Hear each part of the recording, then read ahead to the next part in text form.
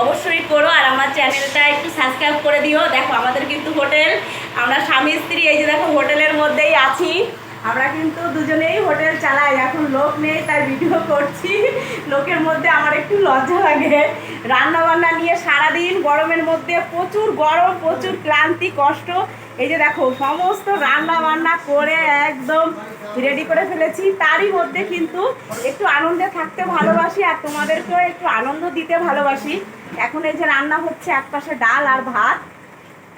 সকাল থেকে কি বলবো তোমাদের, লেবু জল খেতে খেতে জীবন যায়, খাবার একদম খেতে পারি না, শুধু খায় লেবু জল, কারণ যা গরম পড়েছে। এরই মধ্যে কিন্তু একটু তোমাদের সঙ্গে দেখা করি বা চেষ্টা করি দেখা করার।